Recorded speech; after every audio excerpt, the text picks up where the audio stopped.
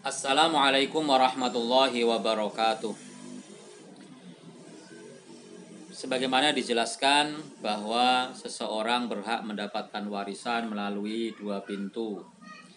Pintu yang pertama adalah bil fardi, mendapatkan warisan dengan ketentuan yang telah ditetapkan. Ada 6 kategori furud, bagian yang telah ditentukan, yaitu 1/8, 1/4, dan setengah, kemudian 2/3, 1/3, dan 1/6. Bagian yang kedua adalah seseorang mendapatkan warisan karena asobah atau bit ta'sib, mendapatkan sisa.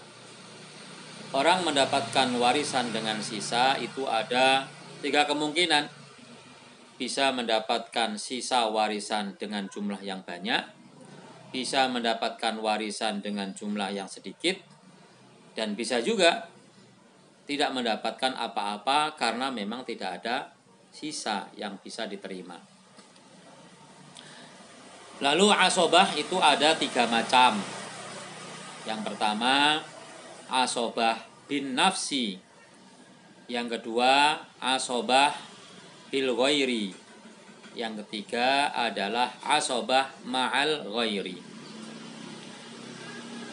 Asobah bin nafsi adalah orang-orang yang secara mandiri mendapatkan sisa dari harta warisan.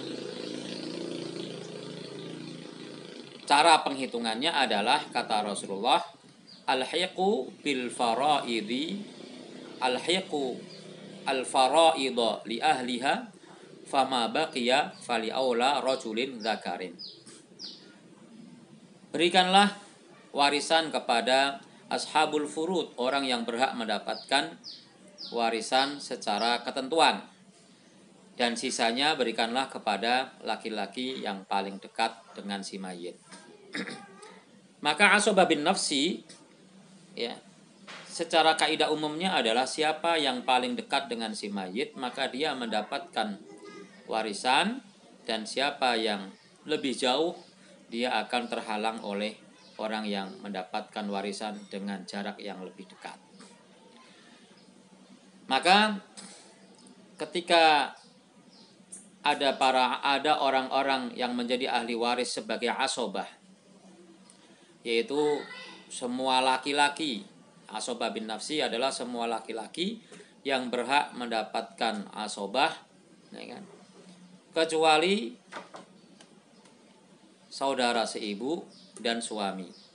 Jadi kalau kemarin kita sebutkan ada 25, 15-nya ahli waris adalah laki-laki, maka dari 15 itu, ya, 13 laki-laki adalah orang yang berhak mendapatkan warisan karena asobah. Yang 2-nya tidak, yaitu saudara laki-laki seibu dan suami. Lalu yang mendapatkan asobah bin nafsi dari kalangan perempuan adalah mu'tiqah, yaitu orang wanita yang memerdekakan si mayit. Selainnya tidak masuk dalam kategori asobah bin nafsi.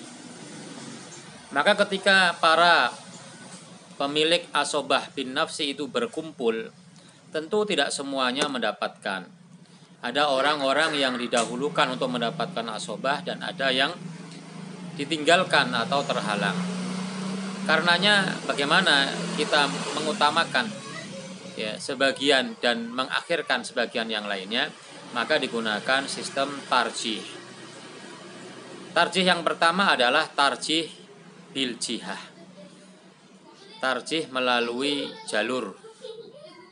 Artinya siapa yang jalurnya lebih kuat menghalangi jalur yang lebih lemah. Jalurnya ada 4. Ada jalur bunuwah, jalur anak, itu yang nomor 1. Yang nomor 2, jalur ubuwah, yaitu jalur ayah serta kakek dan seterusnya. Kemudian yang ketiga, jalur ukhuwah, yaitu jalur saudara, ya, termasuk keponakan di situ, baik saudara sekandung ataupun saudara seayah dan anak-anak mereka. Ada yang keempat adalah jalur al-aumumah, jalur paman, yaitu paman sekandung seayah, dan sepupu anak mereka. Nah, dari keempat jalur ini yang paling kuat adalah jalur bunuwah, jalur anak. Kalau ada anak laki-laki, maka dia mendapatkan asobah, yang lainnya tidak mendapatkan asobah.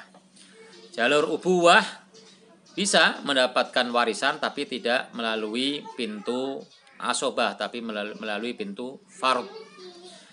Kemudian kalau ada jalur ubuwah, maka jalur ukhuwah dan jalur umumah terhalang. Kemudian kalau ada jalur ukhuwah, maka jalur umumah yang terhalang. Ini namanya jalur yang paling kuat. Jadi tarjihnya melalui tarjih bil jihah. Tarjih melalui jalur. Yang kedua adalah tarjih melalui ad-darajah, melalui derajat. Jalurnya sama tapi derajatnya beda. Seperti misalnya anak laki-laki dengan cucu laki-laki. Jalurnya sama, yaitu jalur bunuwah, tapi derajatnya beda. Ada jalur anak dan ada jalur cucu. Ada derajat anak, ada derajat cucu. Maka derajat anak lebih kuat daripada derajat cucu. Nah, begitu pula kalau ada bapak, kakek terhalang. Kalau ada saudara, maka keponakan terhalang. Kalau ada paman, maka sepupu terhalang. Itu namanya jalur adalah tarjih bid darajah. Yang ketiga adalah tarjih bil quwwah. Tarjih melalui kekuatan. Artinya kekuatan hubungan dengan si mayit. Contohnya adalah apabila ada saudara sekandung dan saudara seayah. Jalurnya sama, yaitu ukhuwah. Derajatnya sama, yaitu sama-sama saudara. Tetapi kekuatannya beda. Yang satu saudara seayah, yang satu saudara sekandung. Maka saudara sekandung lebih berhak mendapatkan asobah daripada saudara seayah. Demikian pula paman sekandung dengan paman seayah. Paman sekandung menghalangi paman seayah. Demikian pula keponakan. Keponakan dari saudara sekandung lebih kuat daripada keponakan dari saudara seayah. Nah, ini adalah asobah yang bin nafsi. Kemudian yang berikutnya adalah asobah bil ghairi, yang akan saya jelaskan pada video selanjutnya. Assalamualaikum warahmatullahi wabarakatuh.